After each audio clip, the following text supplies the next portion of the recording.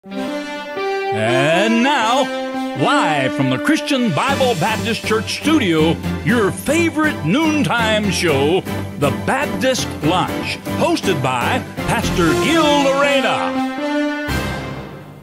Alright, magandang asul na Martes sa inyo po lahat. Magandang tanghali and Pilipinas. Once again, also, let's always be grateful dahil meron tayong programa na patuloy na magbubusog sa atin spiritually, not only sa umaga, but even on the lunchtime. We have the Baptist Lunch Program.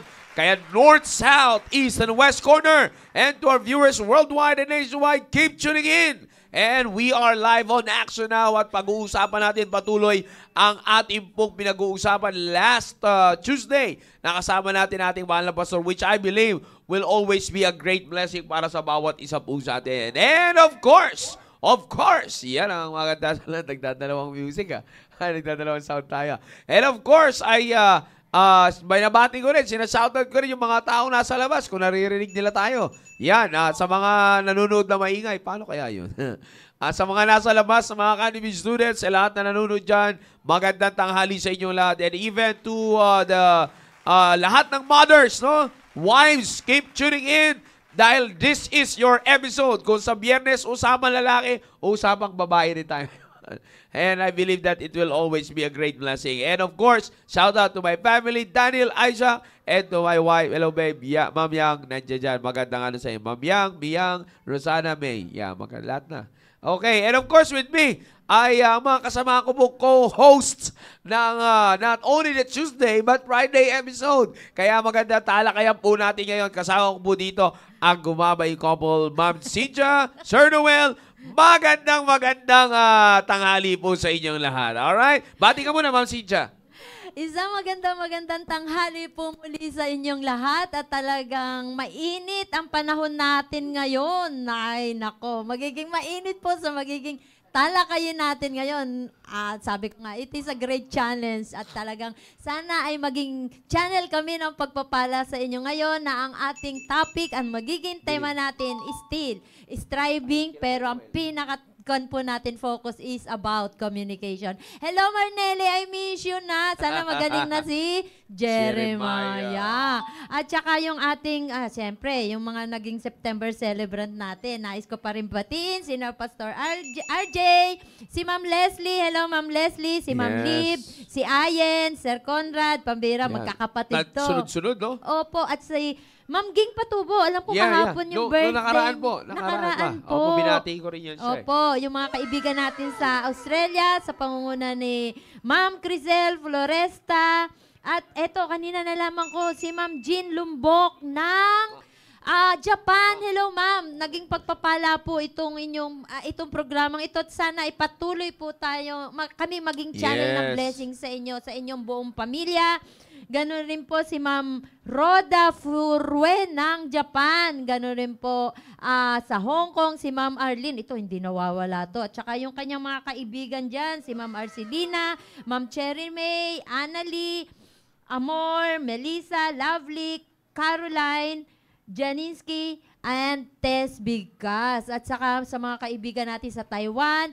Si Ma'am Noyce sa France. Hello po, Ma'am Noyce. Ito, kahit minsan hindi siya nakakapag-live dahil doon sa problema natin problema ng time interval, pero lagi po yung nag-re-replay. At lagi po siya, sir, lagi rin siya nagme-message.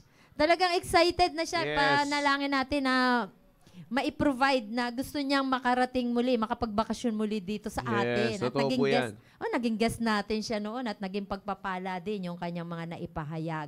At maging sa ating mga makikinig, sa 13, si Ma'am Linda Morse, sa Sapang Dalaga, si Ma'am Tess Quintana.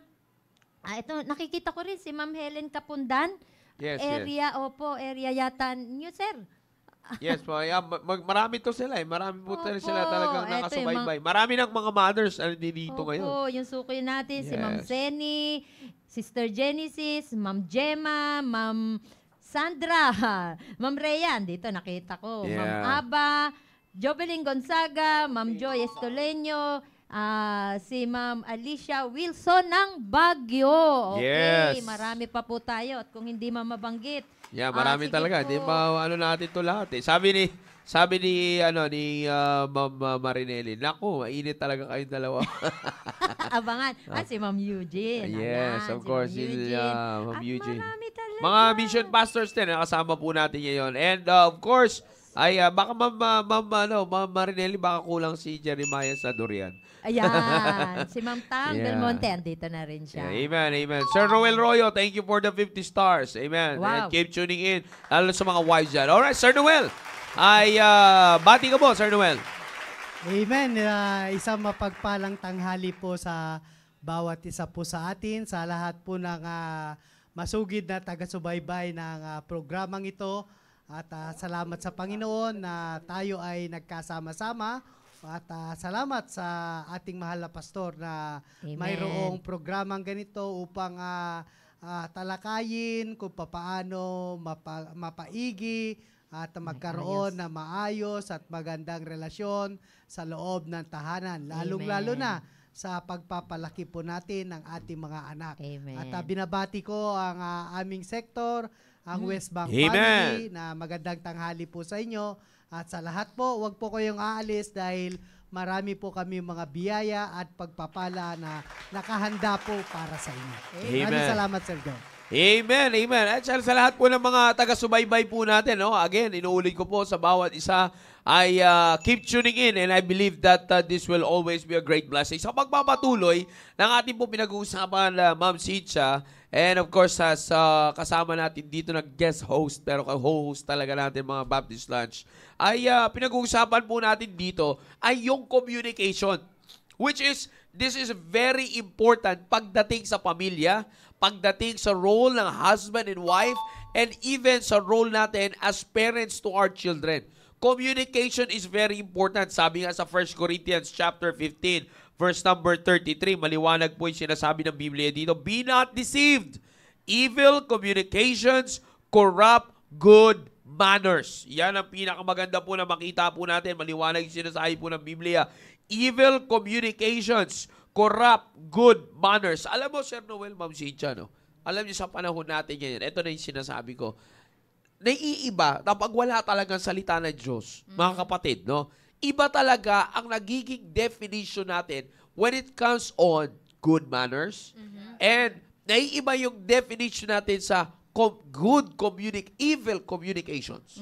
You see, kung bakit ko sinasabi yan, it's because of the reason, Ma'am Cynthia at Sir Noel, na sa panahon natin ngayon, because of the system ng mundo that compromised Christianity, pagdating na sa loob ng tahanan, ang nakakalungkot mga kapatid na dapat nating bantayan is the reason na yung inaakala nating evil communications nababaliktad. Okay? The way we communicate, of course, pag pinag-usapan natin dito, mga kapatid, yung salitang communication, it's our, ito yung ating relationship. You see? Pag pinag-usapan natin ng communication, we are talking about companionship. You see? It's our companionship with the one na ating pong kasama. In other words, like for example, ngayon, kung tayo po yung communication natin, it speaks of our companionship. Yan yung dapat natin makita. Kaya kung titingnan po natin, sinasabi po ng Biblia, be not deceived. The warning is agad, unang-una, Sir Noel, Ma'am Cynthia, ang talagang warning kagad dito is, be not deceived. Amen. You see? So, ibig sabihin, mga kapatid, no? Para sa mga mothers na nandiyan dyan, para sa mga fathers na nandiyan, sa ating mga parents, and even it also applies to our life of marriage. You see? Ang pinaka-warning talaga is against deception. Because Satan will always try to deceive us when it comes to our communication para tayo ay bumagsak sa pamumuhay ng deception. Na inaakala natin, yes, we have communication, pero hindi natin alam, akala natin, communication na lang tayo, mababaw na pala yung communication natin. You see, ang ibig ko sabihin, wala na sa definition ng Biblia yung salitang communication. Yes, alam niyo po, yan yung pinag-uusapan namin, tinuturo namin yan dito sa church, tinuturo ni Pastor po yan sa amin ng mga preachers, na napaka-importante that we define words, how the Bible used the word. Kaya nga mga kapatid, ay yung mga NIV, yung mga ibang salitang version mga kapatid, yan na po ay nakabase, yan na po ay ayon at nakabase sa interpretasyon ng isang author. So kaya wala na siya sa, kumbaga, like for example, pag pinag-uusapan po natin dito mga kapatid, yan, yung sinasabi ko nga mga kapatid, yung mga ibang translation, yan na po ay translated according doon sa author noong version po na yan. You see? But kaya po yan, kumbaga, sabi nga ni Pastor Rin, para mas maunawaan natin lahat, yung NIV is from the commendation or from the comments or from the understanding ng isang tao na kinuha niya rin mula sa mula sa King James Version. You see? So kung makikita nyo, kaya medyo deceiving. Pero sabi ko nga, hindi na po yun yung mismong tinutukoy, galing na sa tao yun. Okay? Kaya kagandahan na bumabalik po tayo dito sa ating, sa pinaka-tamang authorized translation and inspired version. Wala po tayong pinag-uusapan po natin itong King James because of the reason, dito po natin dinidefine kung paano pinaparating ito sa atin ng Diyos. Napaka-importante yan mga kapatid. Sabi ko nga po sa inyo kanina, the very first warning is against deception. Binibigyan tayo ng warning ng Biblia that we should not be deceived when it comes to communication. Dahil once the communication is being compromised, mga kapatid, may problema na po yan pagdating sa application. Inuulit ko po, once the communication is compromised, there will be a problem in application. Sir Noel, sundalo kayo. Katulad ng sinasabi natin madalas sa ilustrasyon. Yeah. Kalaban sa unahan, sa dulo kalabaw. Yeah. That's right. Amen. Kaya nangyari, patay lahat yung nasa dulo, hindi nakapagtago kasi akala nila may kalabaw daw. Yeah. Yung pala, ang sinabi sa unahan, kalaban. Dahil sa sobrang dami na napagsabihan, napagbasahan, na-corrupt yung communication, kalabaw sa dulo, patay. Imbis na mag-ingat, mag-ingat sila dahil may kalaban, hindi nag-ingat kasi kalabaw lang. You see that? Na-corrupt yung communication. Na hindi lang na-corrupt, kundi na-compromise yung communication. Because, tinan niyo po makikita natin dito sa Biblia, balikan po natin. Again, be not deceived. Lagay po natin kaganyan. Evil communication corrupt good manners. Pag pinag-usapan po natin communication, we are talking about companionship. Yung pakikisama natin. Halimbawa, for example, tayo po dito. Pagka nag-uusap tayo, our communication speaks of our companionship. It will tell if we are on the same phase or we are on a different phase. You see? So yan po yung magsasabi. Kaya nga napaka-importante niyan sa loob ng tahanan, sa pamilya, dahil yan po ang totoong magsasabi kung talagang ang pamilya ay nagkakaisa. Yeah, amen. Saan po natin mabibisto yan? Sa communication. Tingnan niyo po ha, bigyan ko ng magandang illustration. Saan natin malalaman na nasa the same phase of respect ang isang pamilya? Sa pakikipag-usap. Paano natin malalaman kung paano sila nag-uusap? Makikita natin sa kanilang, or paano natin malalaman yung kanilang na sila ay same phase of respect sa loob ng pamilya, sa kanilang pakikitungo sa bawat isa. Amen. Paano natin makikita, ma-check yung pakikitungo nila sa bawat isa? Check the communication. Illustration lamang po ito. Bakit? Because when it comes to respect, pag sinabi natin isang pamilya, alam mo yung pamilya na yan, talagang binubuo ng respeto.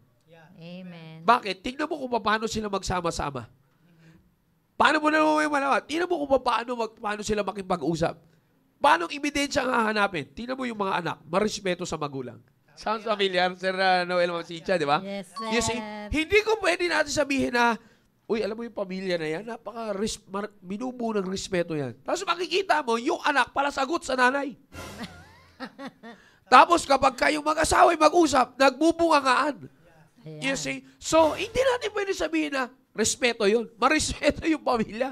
No, sir, no, ma'am. Hindi natin magagawa po yun. Kaya ako sinasabi sa inyo, because communication will really expose who we are in the family. Amen. Anong standing ng ating pamilya at kung anong kalagayan natin sa ating pamilya. Like for example, eto po sabi ng Biblia, be not deceived. evil communications corrupt good manners. Maganda po ito. Evil communication corrupt good manners. Sabi ko sa inyo kanina, sa mundo, they have their own definition of good manners and evil communications.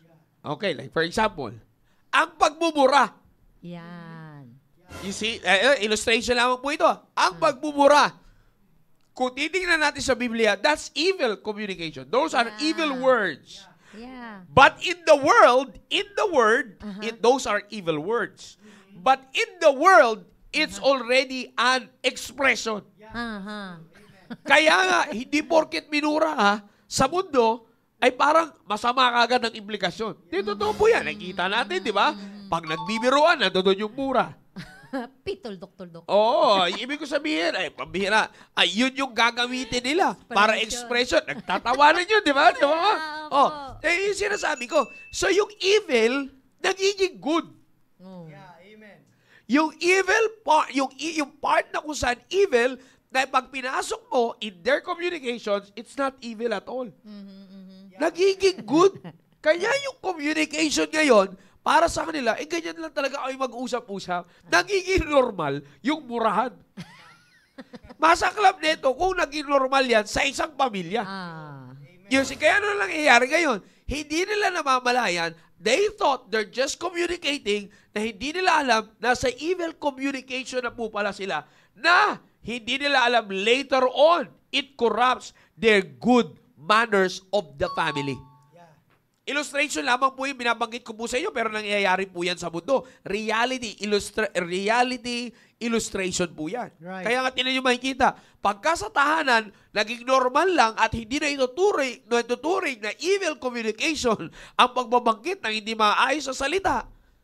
Ano nangyayari? Makikita mo yung anak, gano'n na rin sa labas. Yeah, amen. You see? Now, eto po, let's define yung tinuturo po ng William. Ang sinabi ba ng Bible na evil communication, ano ba pinag-uusapan natin dito? Pinag-uusapan natin dito yung mga worthless, okay? Worthless communication.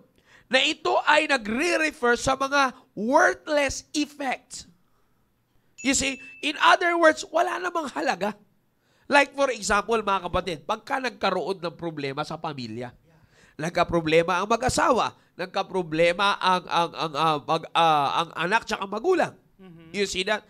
Because if we will not understand this carefully, papasukan tayo ng dyablo, i-deceive tayo ng dyablo through our emotions to speak out of our emotions na yung communication natin will be worthless.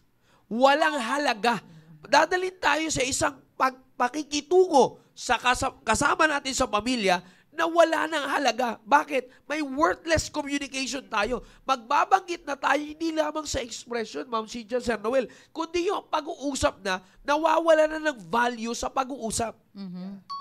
Kaya nga actually, Sir Noel, yan yung nangyayari, Sir Ma'am Cynthia, na hindi nangyayari sa mga pamilya ngayon na kapag kailan na nagkakaroon ng communication talaga pag nagkakaroon na ng problema.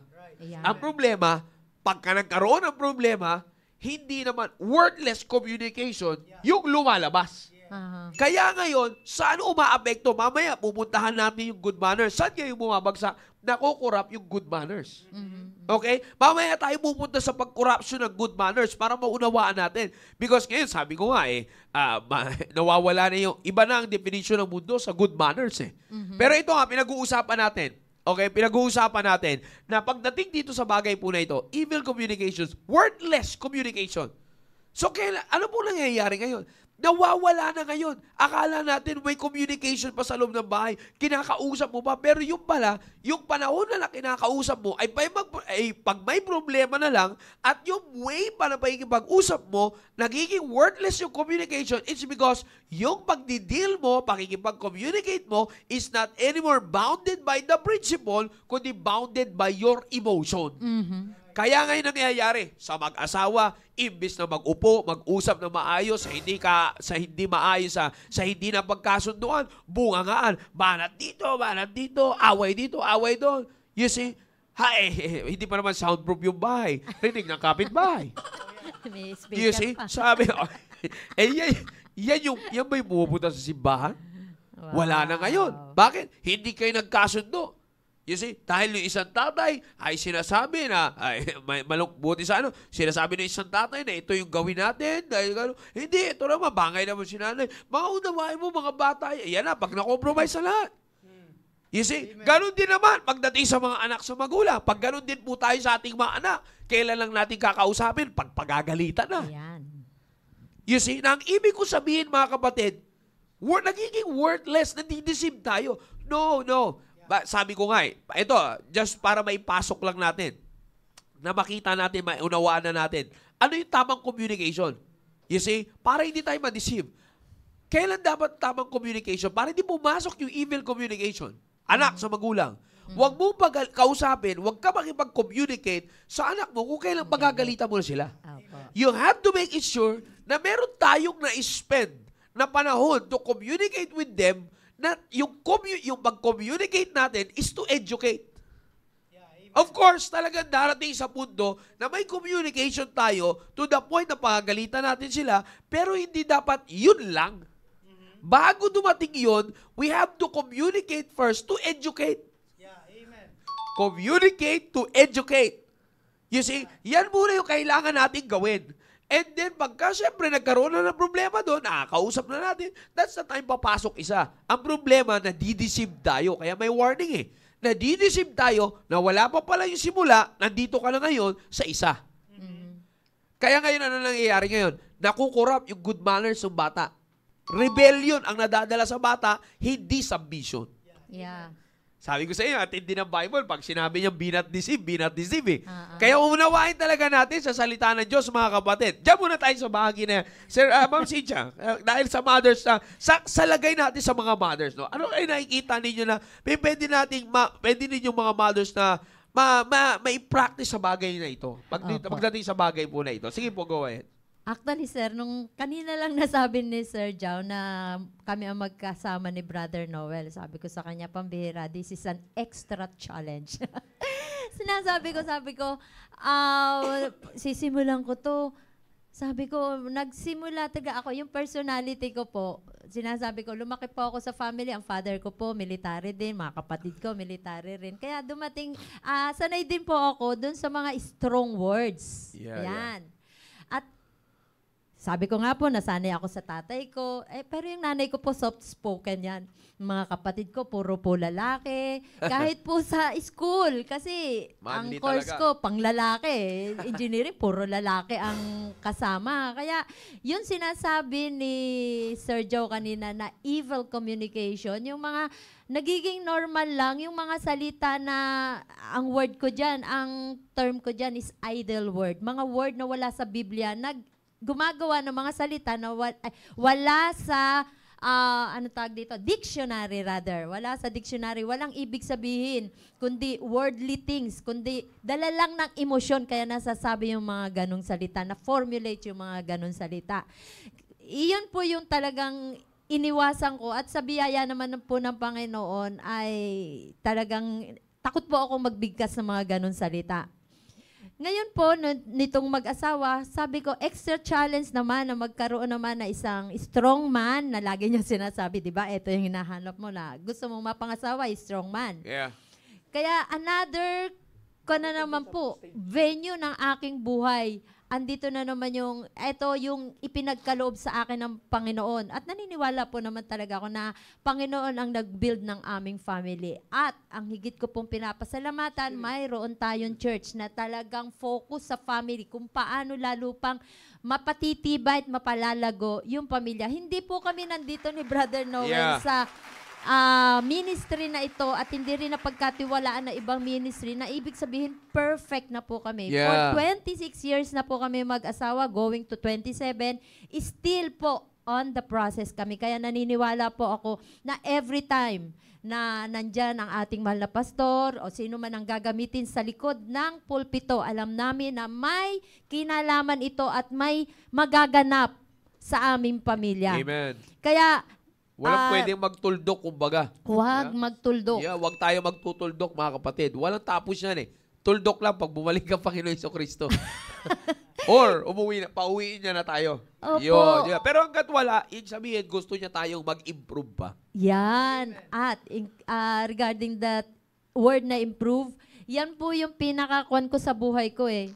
Challenge na in everything, the biggest room in the world is the room for improvement. Amen. Kaya every time na nakakarinig ako ng ganyan, at higit sa lahat, kapag kaming magkasama ni Brother Noel, marami pong pagkakataon na meron po kami mga misunderstanding, mga pagkakataon na hindi po kami nagkakaunawaan, hindi maayos ang pag-uusap. Pero ang pinapasalamat ko po, at the end of the day, talagang pinipreserve pa rin kami ng Amen. Panginoon.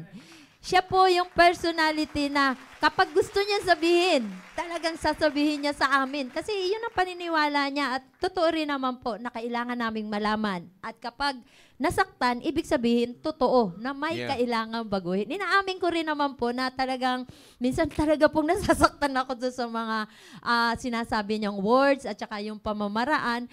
Pero ang pasalamat ko po, Panginoon, binild ako ng Panginoon na masasaktan ako. Minsan talagang nagre-reply din ako sa kanya na pinaparamdam ko rin na nasasaktan ako at ayaw ko nung sinabi niya. Pero biyaya ng Panginoon, siya naman po, pag alam niyang medyo hindi na maganda, ay maganda naman po yung puso niya na magsosorry rin naman po siya. Kaya yun din naman po, kumbaga napapacify din naman po yung mga bagay na yun. Di ba, Brad?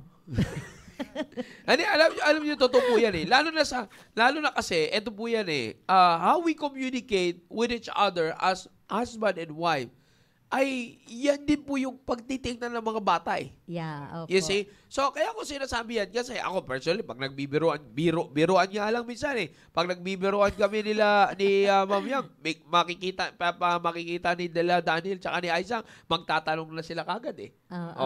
Biroan pa lang yun. Pero kaya ko sinasabi yan, ibig ko sabihin, because they're observing our communication. Amen. You see, kaya para sa mga wives and husbands out there, alam niyo po, maganda na tayo ang tamang ilustrasyon ng communication sa loob ng tahanan. Amen. Yan. Kasi pag hindi po tayo nakita, sabi nga natin, titingin sa iba yan. Di ba? Sino nang titignan nila sa communication? Amen. Ay, mga kaibigan na nila. Oh, wow. Mga tao na outside the home. So, pag yun na nangyari, yun na, ang papasok ay evil communication na. Kaya minsan huwag tayo magugulat, mga kapatid. Pag pumasok yan, corrupted yung kanilang good manners. It's because, may pinagkuhanan sila niyan. Di ba? May pinagkuhanan sila. The question is, ito na. Pag nakita natin na ngayon na may ganyan, pasok agad yung number 2 communication natin. Ano yun? Yung hindi natin napapansin, madideceive na tayo. Pag di tayo mapagbantay, idideceive tayo ng diablo, pagalit ka agad. Pagagalitan natin kaagad. Na hindi mo pala iwanan ng turo ng communication of education na hindi dapat ganun. Paano hindi ganun? Kasi sa ating mag-asawa, hindi rin natin napapractice. Tapos magugulat tayo, hindi nyo naman naririnig sa atin yan Oo, dahil narinig nila sa labas ng tahanan. Ayun. Kasi hindi natin sila naparinggan ng tamang pamamaraan ng communication. Kaya nga, tinan nyo, ano po nangyayari? Pagka nagka-problema tayo sa communication with wife and husband, ano na ngayon nangyayari? Magkakaroon tayo ng problema sa companionship natin. Yan. Pag nangyari yun, of course, makikita ng mga bata. It will affect our communication with them too. Our companionship with them too. Kaya nga minsan, hindi pa nakukurap yung communication natin sa mga bata. Pag hindi po naging makapagbantay, ang isang mag-asawa, hindi pa nakukurap yung communication nyo sa kanila, magugulat kayo, kurap na kagad yung kanilang companionship nyo sa kanila. Bakit mo gano'n? It's because kahit wala pa kayong usap-usap, sumama na ngayon ang kanilang companions pakikisama sa inyo. Bakit? It's because of how they've seen us as husband and wife communicate with each other. Kaya naapektuhan kagad yung companionship. Kaya ako sinasabi ito because dito tayo unang tumutok, mga kapatid. Walang makukurap na good manners if hindi worthless yung ating communication. Sabi nga ng ating mahal na pastor, our communication should always have value. Yung pakikipag-usap natin sa ating mag-asawa, it should always be valuable. Yeah, amen. Dapat valuable yung communication natin. And ganoon din pagdating na sa ating pong mga anak. You see? Sir Noel, alagay niyo, sir, anong kahalagahan nito pagdating na sa pamilya? Pagdating sa tahanan natin, gaano kahalaga yung magiging pagbabantay natin dyan sa bagay na ito? Yeah, maraming salamat Sir Jao sa isang napakagandang usapin patungkol sa communication. Ano po? Alam niyo po mga kapatid, bilang mga anak ng Diyos, dapat ang basihan ng ating communication ay walang iba kundi ang salita ng Diyos. Dahil minsan mga kapatid, hindi man natin ito tinatanggap minsan na talagang mayroon laging pagtatalo sa loob ng tahanan. Yeah. And of course, bilang isang pamilya, ay tayong mga magulang, masabi na lahat, tayo mga magulang, ang dapat nakakaalam kung ano ang tatahakin ng ating communication o yung ating talakayan sa loob ng ating tahanan. Kung ito ba ay mapapasama at o ito ba ay makakabuti sa ating pamilya. At minsan yung laging ang kasabihan na sa loob ng tahanan, ang mga nanay daw ang maiingay.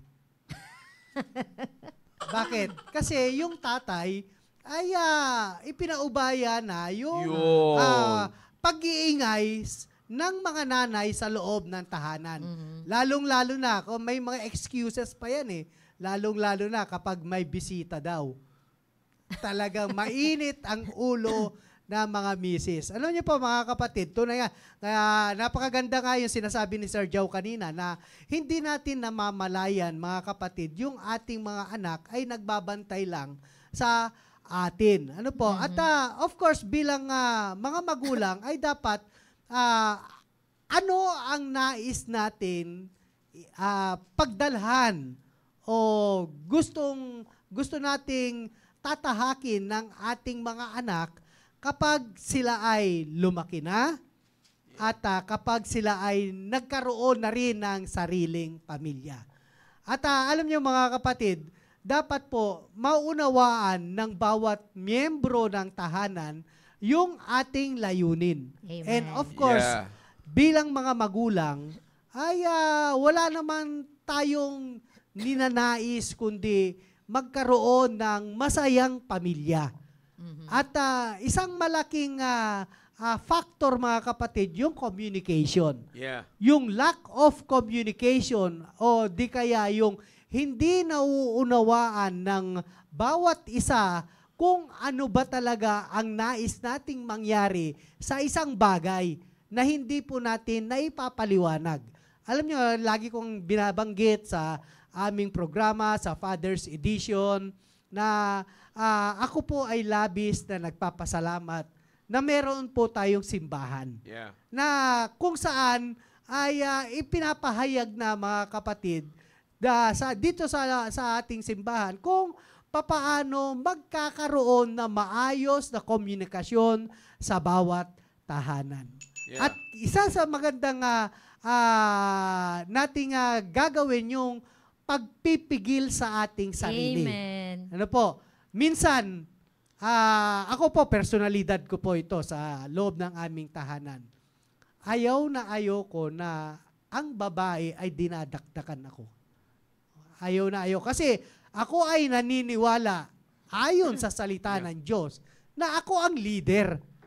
At bilang isang leader, nakakahiya naman sa Panginoon kung dinadakdakan ka, asan na yung pagiging leader mo? And of course, dapat ako ang siyang magdadrive ng aking pamilya sa pamamagitan ng pagpapaunawa sa kanila kung ano ang nais kong mangyari sa kanila. At ano ang gusto kong gawin, gusto kong kanilang mapaganda yung kanilang buhay. Dahil mga kapatid, kapag hindi natin nabantayan yung mga salita na lumalabas sa ating mga bibig, ay dyan nagkakaroon ng problema sa loob ng tahanan. At malaki ang responsibilidad natin, mga magulang, no? Lalong-lalo na po sa inyo, mga ina ng tahanan, na kapag ang mga lider ng tahanan ang siyang nagsalita, hindi kawalan o hindi malaking kawalan sa isang nanay na makinig. Amen.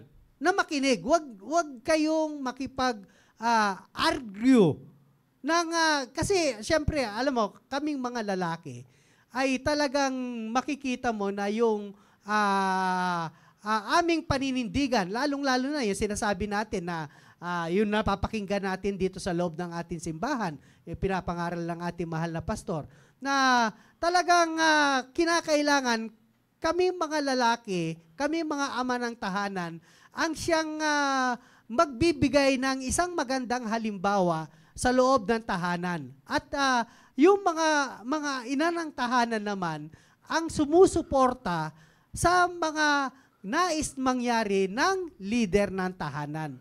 At dapat yon ay magkaisa ang tatay at ang nanay sa layunin na maibahagi sa kanilang mga anak. Yeah. Alam niyo po mga kapatid, sa loob pa lamang ng tahanan, kapag hindi mo na narinig o nakita ang respetuhan, no? Yung respeto ng bawat isa, yung respeto ng nanay sa tatay, yung respeto ng ina, ng anak sa magulang, na minsan na yung mga anak natin ay instead na yung kanilang paggalang ay manatili, ay talagang minsan hindi natin nababantayan na unti-unting nilulusaw ng ating mga anak yung respeto na siyang dapat nating mangyari. Kaya nga, kung hindi natin ito babantayan, mga kapatid, magkakaroon ng walang respetuhan sa loob ng tahanan. At dapat maunawaan ng ating mga anak at kung ano yung nais nating mangyari sa kanila sa loob pa lamang ng tahanan. Kasi kung ang ating mga anak, no, ay wala ng respeto sa loob ng tahanan, lalong-lalo na sa mga magulang, ay ano po ang e-expectin natin kapag sila na ay lumabas at pumunta na sa eskwelahan, pumunta na sa kanilang mga kaibigan, pumunta na sa kanilang mga trabaho. Yeah. Ano ang i-expectin natin? That's Kaya right. nga, dapat maunawaan ng ating mga anak, maunawaan ng ating mga ina ng tahanan na tayo ay mga anak ng Diyos. Na dapat babantayan natin yung expression ng sanglibutan, ano? Yung mga lumalabas na salita sa bibig ng mga makasanglibutan ay dapat hindi na natin expression yon, no? At magkaroon dapat tayo ng kalungkutan kapag nagkakaroon tayo ng mga bagay na kung saan unang-una hindi nakakalugod sa ating Panginoon. Kasi kapag isinangtabi natin mga kapwa ko, magulang, ang ating Panginoon sa ating pang-araw-araw na buhay, mapapahamak tayo, mga kapatid. At napakahirap na mag-recover kapag tayo ay napahamak na. Kaya nga, sa loob ng aking tahanan, personally, ako, magsasalita kung walang iba kundi sa loob ng aking tahanan. Ang lagi kong nire-remind o ipinapaalam sa aming tahanan yung respeto. Amen. Yung respeto. Hindi dapat mataas ang boses ng anak sa magulang. Yeah. No? That's good. Bagamat minsan may punto ang ating mga anak pero wala pa ring karapatan ang anak na pagsabihan ng hindi maganda ang kanilang mga magulang. That's right. At yun yung dapat natin. Minsan kasi, mga kapatid, ay parang nararamdaman natin na para bang kahigpitan. No? Kahigpitan na yung didisiplinahin natin yung ating mga anak. No? Sa umpisa lang, mga kapatid. Sa umpisa lang yan. Kasi minsan, inaalaw-alaw natin yung ating mga anak, lalong-lalo na pag baby pa lang sila, mga kapatid, inaalaw-alaw natin ang ating mga baby na sampal-sampalin tayo, di ba? Pag binubuhat natin yung mga maliliit nating anak, pinapahintulutan natin na sasampal-sampalin tayo, minsan sisipain tayo, di ba? Minsan dinuduraan tayo, at minsan acceptable sa atin yun Nakalalaro dahil lang. sasabihin natin, bata pa naman yan. Oo. Pero hindi natin nalalaman, mga kapatid, na yung mga bagay na yan ay habang sila ay lumalaki at pinapahintulutan natin mangyari ang mga bagay na yan, isang araw ay magiging problema na natin yan. Kaya nga, kinakailangan natin talagang ipaunawa yung mga bagay-bagay na nais nating mangyari. Ako po, mga magulang, ang aking mga anak, kapag nagkasala sila, imprunto ko silang kinakausap. At imprunto ko rin silang binibigyan ng kaparusahan. At dais kong maramdaman nila at ipapaunawa ko sa kanila yung bagay na kung saan ay ikakapahamak nila. No? At yun naman yung ating laging sinasabi ng ating mahal na pastor. Kapag nakita mo na hindi maganda ang patutunguhan ng iyong mga anak sa pamamagitan ng pakikipag-communicate, no? Ay talagang sawatain mo na. No? Sawatain mo na. Oo, maputol kita dyan, Sir Noel. Actually, may mga times po talaga na ganyan, harap-harapan, irregardless of the place. Doon naman po ako na pumapasok, kumbaga mediatress ako sa kanila. Minsan po talagang kapag si Brother Noel, kahit dito po sa church, talagang on the spot niya pong sasabihan na minsan in a loud voice. Minsan po, i-corner ko na lang po muna. It's either kung halimbawa yung mga bata, dahil syempre, makakaramdam sila ng pagkahiya. Tapos kakausapin ko na lang po. Then, lalapit din po ako kay Brother Noel. Sasabihin ko po na medyo ilagay mo naman dun sa lugar na hindi naman sa kanila. Hindi sila malo-low esteem. Kaya, yun po yung personality ni Brother Noel at alam ko naman po na yun ay gusto niya ring mabago.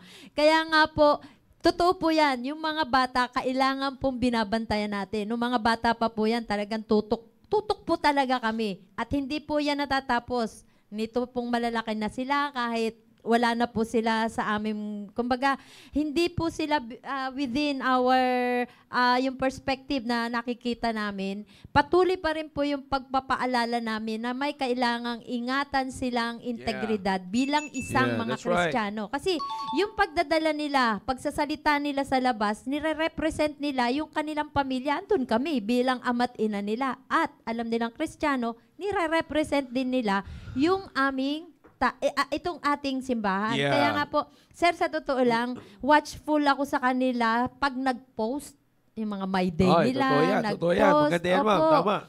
Sa totoo lang, pag may nakita ako na minsan siguro sa sobrang tuwa nila na maipost yan, anak ko, pag nakita ko yan, sir, sabihin ko sa kanila, i-delete mo to, hindi maganda itong makita bilang isang Kristiyano. Sabi ko sa kanila, maganda ba to? Magiging blessing ba to? Sa totoo lang, sir, hanggang ngayon, tutok pa rin ako sa kanila. Sabi ko sa kanila, hindi mawawala yung pagiging nanay ko sa inyo. Kahit may asawa na kayo. Mawawala lang yan siguro kapag wala na akong kaparaanan. Yung wala na ako sa mundo. Pero hanggang may hininga ako, kaya ko silang bantayan. Diyan pa rin ako papasok sa kanila at hindi ko sila papabayaan na makurap yung kanilang buhay. Alam kasi kapag dating sa bagay na yan, when we communicate kasi mga kapatid, lalo na sa, sinasabi nga natin, kanina banggit ni Sir Noel na nakikilala yung mga nanay na maingay sa bahay because most of the time, you echo You echo our instructions. Amen. You're the ones, yan naman yung binigit ni Pastor dito, sinasabi yan. Pero ako naman, Sir Noel, sinasabi namin ito sa Baptist Lodge, no? Alam mo, ako naman, para sa inyong mga nanay, wala rin naman binanggit si Pastor about this. There's nothing wrong if ikaw naman na tatay, ay ang ingay mo naman sa bahay ay talagang when it comes to the point na nagdidisiplina, nagpapaalala ka ng disiplina sa bahay. Amen. Kasi, meron kasi, mahirap kapag ikaw naman, sa kalagayan naman namin na tatay, na maingay na nga yung nanay, ikaw naman tahimik, kaya pala nag-iingay yung nanay sa bahay ninyo, kasi ikaw na tatay, wala ka rin ginagawa. Apo. Di ba? Tapos sasabihin natin, bungangera yung asawa natin. At tanong, bakit siya dumating sa ganun? Di ba? Bagamat hindi ito father's edition because kaya sinasabi na ito yung family na Sa usapan na ito because meron tayong meron tayong meron tayong kasamahan pa sa bahay, kapamilya pa natin sa bahay, na tinuturuan natin ng Amen. tamang companionship through Totoo our yan. communication. Mhm. You see that? Na kaya ko sinasabi yan, mga kapatid, it's because of the reason na ang iniiwasan natin dito, yung ma-deceive tayo eh. Sabi ko nga the last time, di ba? Kung sa pagtatapos nung Baptist last Tuesday, ang binanggit ko nga mga kapatid, ang binanggit ko nga is that napaka-importante na kapag makipag-communicate tayo, it's always founded and established by the principle of God's Word. Yeah, amen. Walang pinagkaiba yan, Sir Noel, Ma'am Cynthia, sa principle namin as preachers na tinuturo ni Pastor. You see, hindi kami pwedeng magsabi lang basta nang wala sinasabi sa Biblia. Amen. Walang pundasyon ng salita ng Diyos. Kailangan, naririnig nyo naman po yan, pag nasa pulpit po tayo, laging binabanggit po namin, that's our practice here. Our CSI preachers ay dapat ganun. Particularly, dito po talaga sa ating simbahan. We have to make it sure, ayan po'y tinuturo ko na, we have to make it sure na talagang hindi magsasalita ang sino bang pinagkatiwalaan ng pastor natin sa pag-expound ng salita ng Diyos, wala kaming dapat babanggitin na hindi suportado ng salita ng Diyos. That's communication eh. Bakit? Because that's how God is communicating to us. Ganun po yan eh. Pinapadala sa atin ng Diyos yung mensahe through what? Through the pastor. Through our loving pastor. Amen. And of course, through the preachers na pinapaintulutan ng ating mahal na pastor na magsalita po sa atin. We are just courier of God's message. Kumbaga, Right. courier Amen, kami sir. ng pakikipag-communicate sa atin ng Diyos. So we have to be careful na hindi kami ma-deceive na akala namin dinadala pa namin sa inyo yung communication ng Diyos sa atin, yung pala opinion na namin. Yun yung sinasabi ko, mga kapatid. Sagalang amin yun ng mga preachers. The same thing din, ilagay natin sa tahanan. We have to make it sure din na yung communication natin doon is not deceived, is not corrupted by the system of the world or by our emotion. Amen. Bakit? Because tandaan natin, mga kapatid, kanino pa rin instruction ng pagtitrain? Mhm. Sa Diyos pa rin. Amen. Hindi natin gawa yan, magulang. Diyos pa rin ang author ng training sa loob ng tahanan. Mhm. Bakit? Sino may command ng train up a child in the way he should go? Kanino command yun? Sa Diyos. Sa book of Ephesians, brothers, provoke not your children to wrath, but bring them up. Kanino command yun? Sa Diyos. Mhm. Wives, submit yourselves to your own husband. Husband, love your wife. Kanino command yun? Mhm. Through this, God is communicating to us. Kaya nga, mga kapatid, ang ginagawa ng dyablo, dinidistort ang salita ng Diyos using the world system of opinions or philosophy para maapektuhan yung pakikipag-communicate sa atin ng Diyos. At ngayon, pag naapektuhan yung pakikipag-communicate sa atin ng Diyos, makukurap yung pakikipag-communicate sa atin ng Diyos, ano ngayon mangyayari? Sa atin ngayon ng mga Kristiyano, ang papasok na ay ang may entertain na natin ay evil communication. That corrupts our good manners, which is all about, ito yung sinasabi ko, speaking of our Christian conduct. Mhm. Na sinasabi mo kanina, Ma'am Cynthia, na nire-represent natin ang Panginoon dito. Nire-represent na mga anak natin, tayong pamilya po natin. Nire-represent natin ang pamilya natin. Kaya nga, pag evil communication na, ang pumasok sa loob ng ating pong tahanan, Amen. corrupted ang ating Christian conduct. Amen. Kaya nga ano pong nangyayari ngayon? Makikita natin, bagamat tayo isang church family rito, still, parang ang hirap sa mga young people hatakin sa impluensya ng mundo. Aha. Which is kung titingnan natin, Ma'am Cynthia, Sir Noel, kung titingnan po natin, ang magulang naman nandito sa loob. Mhm. Akala. You see? Ah. Pero bakit hindi makuha, mapatigil yung anak sa pakikipagrelasyon sa hindi Ayan. naman kasimbahan? Aha. Sa untimely relationship, bakit hindi matanggal ng magulang sa ganon? Mhm. Mag-ingat po tayo. Baka yung companionship sa loob ng tahanan, corrupted. Yan. Why? Because akala natin, yung communication natin sa loob ng tahanan natin, good pa. Wow. Evil na pala. Mhm. Bakit? Kasi hindi na founded ng prinsipyo ng salita ng Diyos. Ano yung mga illustration natin sa evil communication? Okay lang yan, anak. Dumadaan talaga sa ganyan. Mhm. Pero later on naman, mauunawaan mo rin yan. Kailan na naunawaan? Wala na. Nung nabuntis na yung anak. Alam ko na. Tapos, istorbohin natin si Pastor ng madaling araw. Pastor, di ko talaga kaya, Pastor. Yung anak ko bumuwi dito ngayon, buntis. Di ako makatulog. Kailangan po ba talaga natin guluhin si Pastor o kailangan lang natin i-apply ang good biblical spiritual communication sa loob ng tahanan?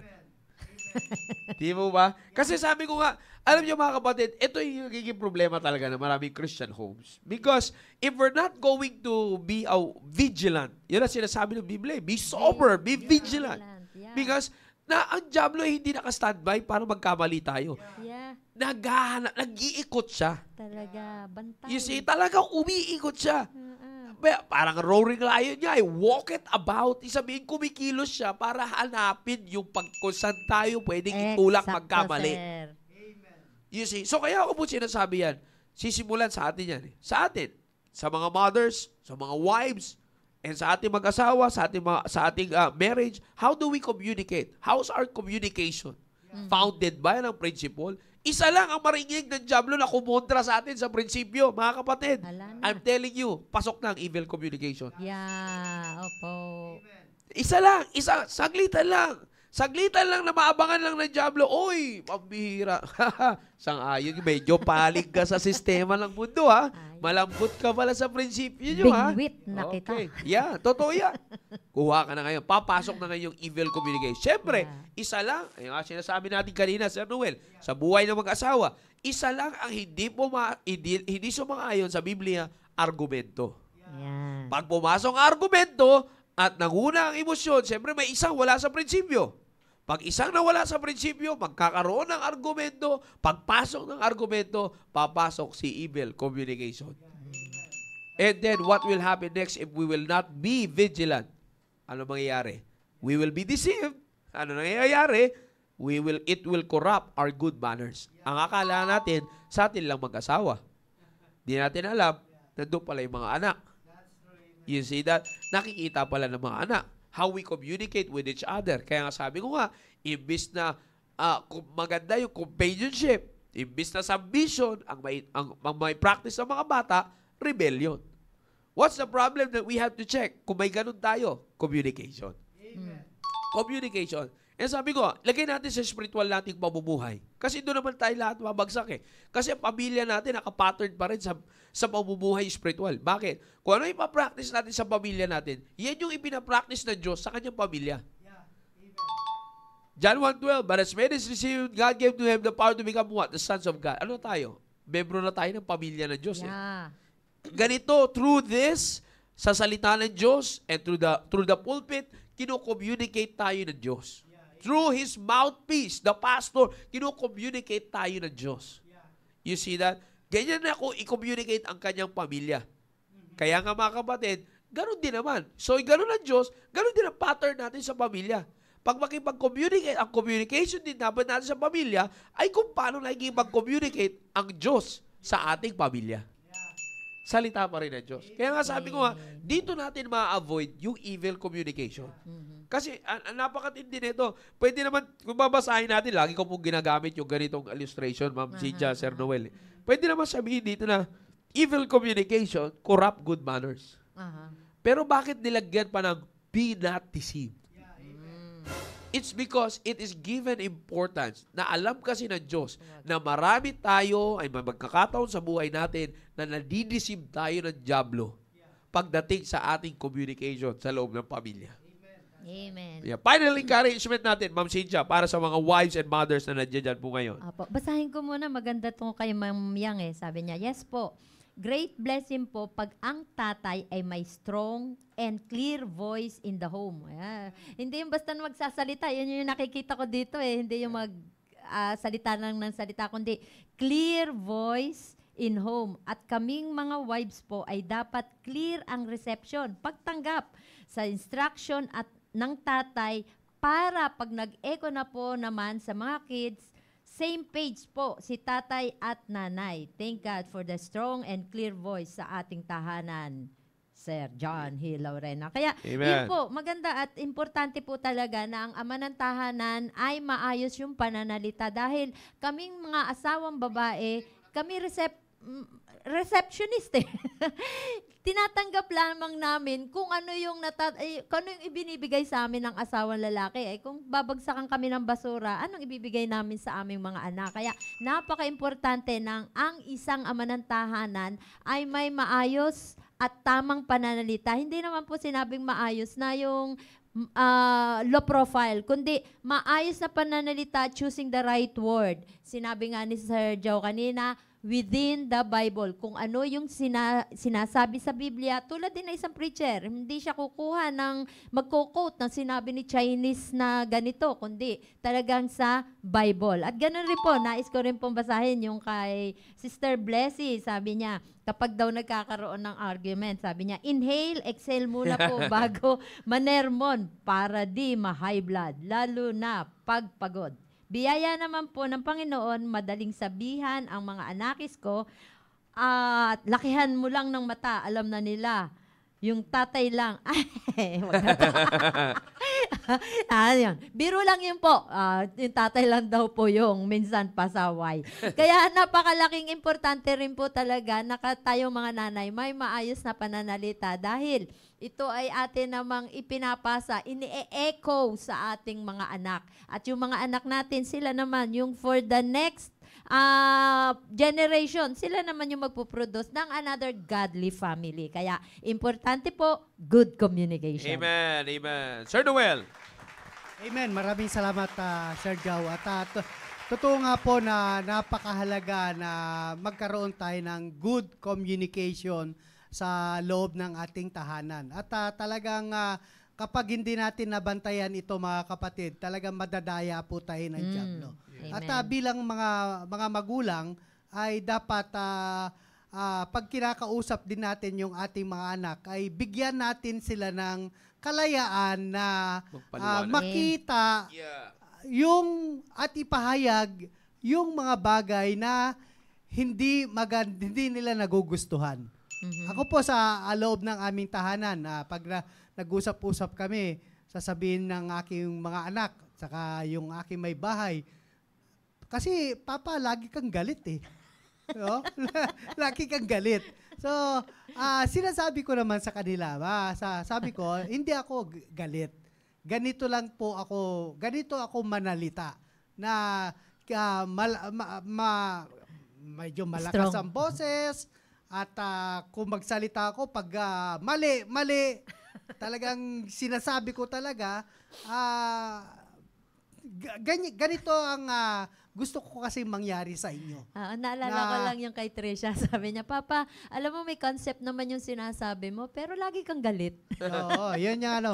Kasi alam niyo mga kapatid, lalong-lalo na sa amin kasi, no, lumaki po kasi ako sa kultura ng militar na kahit walang katuturan, ay ang pananalita mo ay dapat malakas at maliwanag. So, ngayon, dahil sa hindi nagugustuhan ng aking pamilya yung aking pananalita, kung paano ako makipag-usap sa kanila, ay unti-unti talagang ipinapanalangin ko sa Panginoon. Yeah. At tinatanggap ko naman yung kanilang sinasabi na malakas ang boses ko, at pinapaunawa ko sa kanila na hindi ako galit. Pag ako'y nagsalita, hindi ako galit. Gusto ko lang maunawaan ninyo. Kasi, alam nyo, lalong-lalo na sa panahon po natin ngayon, bihira na po sa mga lalaki ang nagsasalita ng maliwanag at malakas. Yeah. Karamihan kasi ngayon, ina-adapt na talaga yung kung ano yung boses ng babae. Yung lalaki ay parang nagkakaroon ng leaning na eh. Kaya alam nyo mga kapatid, dapat nyo maunawaan na kapag yung inyong asawa ay nagsalita na hindi ako galit, paniwalaan nyo. No? Paniwalaan nyo. At of course, tayo, katulad ko, sinasabihan ako ng aking pamilya na lagi akong galit, ay unti-unti kong ipinapanalangin sa Panginoon na tulungan mo ako na sa biyaya nyo ay magkaroon ako ng malumanay na pananalita. Amen. Kaya nga, kapag hindi natin nabantayan, ay talagang magkakaroon ng kaguluhan sa loob ng ating That's right. tahanan. At diyan po nagsisimula sa hindi maayos na komunikasyon ang nagkakaroon ng pagkabahagi-bahagi ng ating pamilya. Dahil siyempre yung samaan ng loob, no? Dahil lamang sa bagay na hindi nagustuhan. Kaya nga napakaganda ng Bible na kapag mayroong hindi pagkakaunawaan sa atin, ay wag natin pagmatagalin. Yeah. Kasi sabi nga ni Pastor, ano ba ang nais mo mangyari? Siyempre, sa bawat pamilya, ay laging mayroong pagtatalo o hindi pagkakaunawaan. Kaya nga, sabi nga ng ating mahal na Pastor, pag-usapan. Kapag may problema sa loob ng tahanan, ay magkaroon kayo ng good communication. At ang basis dapat natin, mga kapwa ko magulang, ay ang salita ng Diyos. Na dapat hindi tayo magbabase sa opinion ng tao, kundi sa opinion ng Diyos. Amen. Ano yung sinasabi ng Biblia, yun na yung final authority natin. Amen. Tatandaan Right. natin, mga kapatid. Kaya nga, sabi rito ng Bible, be not deceived. Dahil lagi, ang dyablo, ay laging ang intensyon niyan ay wasakin yung ating pamilya. No? Sa pamamagitan ng communication sa loob ng tahanan, na kapag mayroong isang tao, miyembro ng pamilya na hindi nagpasakop sa salita ng Diyos, talaga magkakaroon ng problema sa loob ng ating tahanan. Kaya nga, salamat sa Panginoon na meron tayong church, meron tayong mahal na pastor, na tinutulungan tayo na magkaroon ng maayos na communication. Kasi kapag sa loob ng tahanan ay mayroong maayos na komunikasyon, yan ang tahanan na pagpapalain ng Diyos. Yung mayroon na maayos na relasyon. Kasi magkakaroon ng sweetness at makikita mo yung Panginoon, makikita mo yung presensya ng Diyos sa loob ng tahanan. At minsan talagang hindi natin nababantayan yung ating mga sarili. Kaya kinakailangan.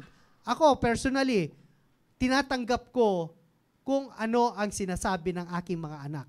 At tinatanggap ko rin kung ano ang sinasabi ng aking may bahay. At yan ay aking ipinapanalangin. Amen.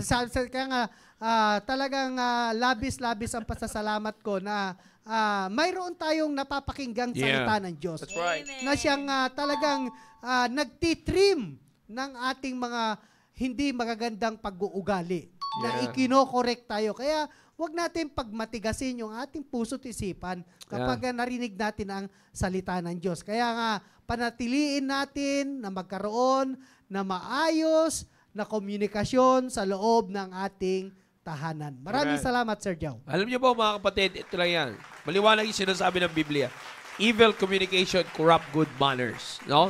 Talking about our Christian conduct, that's our good manners. We have to check our family's conduct. If it's still based and founded, established by the principle of God's Word, then we can assure ourselves na meron tayong tamang Christian conduct. Pero sinasabi ko mga kapatid, if ang pumasok na sa tahanan ay evil communications, mga kapatid, as compromised by the system of the world and philosophy of man at hindi wisdom ng Diyos, mga kapatid, I'm telling you, may makukurap at may makukurap na good manners. Amen. Kaya nga sabi nga ng Biblia, kasi kung titignan natin dito mga kapatid, pwede na, sabi ko nga sa inyo kanina, kahit wala na yung be not deceived, sabihin na evil communication corrupt good manners. Bakit? Parang kung maisipin natin, ayun na, evil communication na eh. Bakit kaya madali namang unawain na eh. Evil communication, corrupt good manners. Bakit ba kaya nilagyan ng be not deceived? It's because there's a deception when it comes to communication nowadays. Wala pa tayo no, naisulat ito mga kapatid.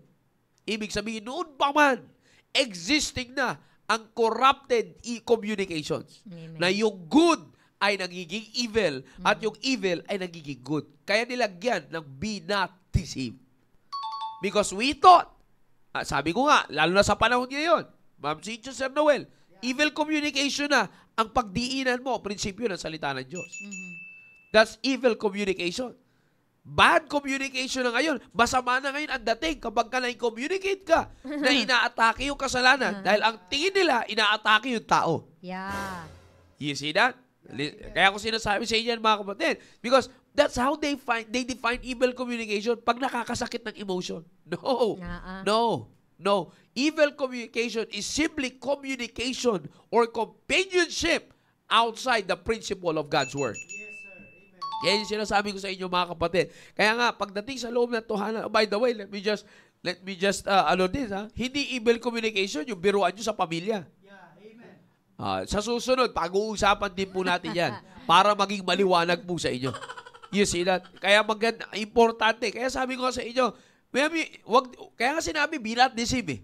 Huwag rin tayo magakala na we have good communication na inilalabas sa tahanan, pero bakit kaya may rebellion ang ating mga anak at walang submission?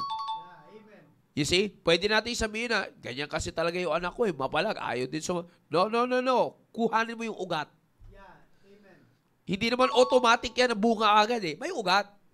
Di ba? Kaya po yan. Sa susunod, pag-uusapan pa po natin. Kaya nga again, tandaan natin, there's a phrase at the start of the verse. Be not deceived. You see? That's why we have to pay attention on what kind of communication we have in our home. Alright? Muli, maraming salamat po sa inyong pagsubaybay sa ating pong programa, sa lahat ng mga mission pastors that are with us this morning, this noontime sa ating pong programa, The Baptist Lunch. Thank you for being with us. And of course, sa ating pong mga nanunood ng mga nanay, even mga tatay, sa mga nag-send ng pictures, thank you very much for tuning in with us. And we hope and pray na kami po ay naging pagpapala sa inyo sa tanghali po na ito, mga kapatid. And we assure you, it's not our opinion. It's still based from the Word of God. Kaya kita nyo naman kanina, dinefine natin sa salita ng Diyos, mga kapatid. Tinignan natin in the light of God's Word para hindi tayo magkaroon ng evil communication. Alright, muli maraming salamat po sa inyong pagsubaybay. And let's continue to pray and involve on our area activities. Keep inviting more first-time visitors for this coming Wednesday hanggang sa darating na linggo po natin. Mga kapatid, malapit na naman magtapos ang Setyembre. At tapos na, malapit na naman. We are second to the last week na po ito eh. Check natin yung calendar natin na mabilisan dyan. Nandito na tayo. Kung titignan nyo sa hilera ng calendar, after nito, isang linggo na lang. Tapos na naman na September. Oktubre na. Kaya, let's keep growing, mga kapatid, and strive for excellence. Amen. Alright, muli, maraming salamat. Thank you, Ma'am Cynthia. Thank you, Sir Noel. And thank you po sa lahat na nagsubaybay. Praise the Lord na hindi tayo nagkaroon ng problema sa ating pong live broadcasting sa oras po na ito. Once again, on top of all of this, lagi po natin sinasabing, to God be the glory. Amen. Have a blessed Tuesday. Thank you very much. See you next Tuesday. Amen. Bye.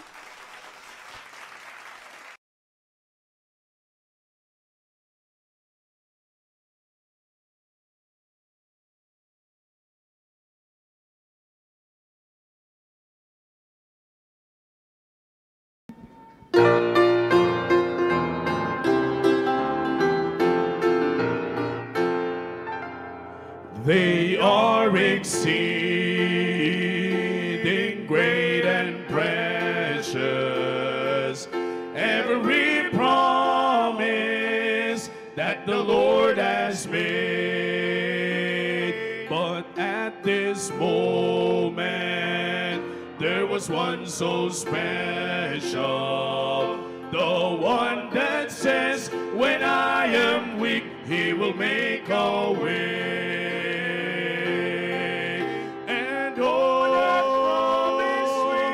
Wonderful promise that I will try,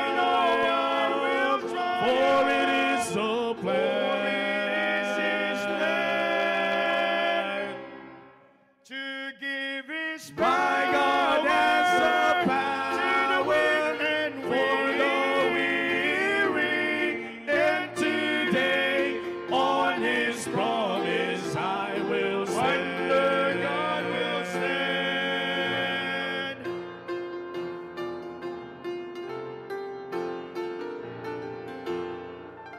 He will defend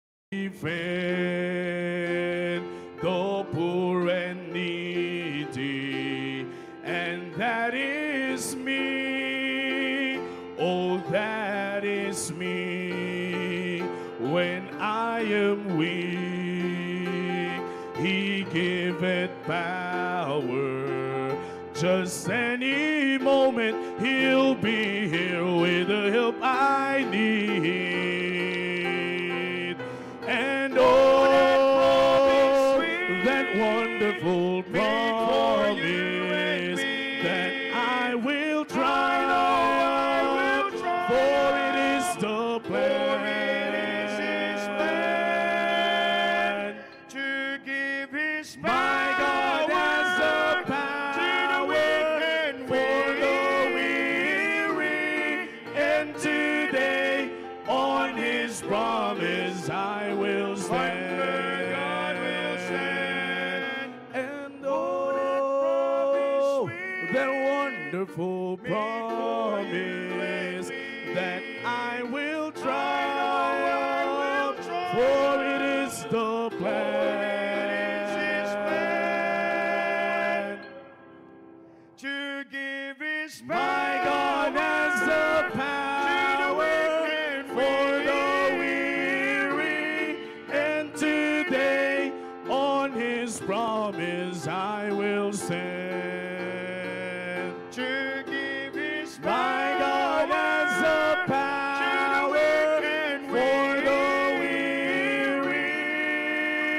weary, and today on His promise I will stand. Under God will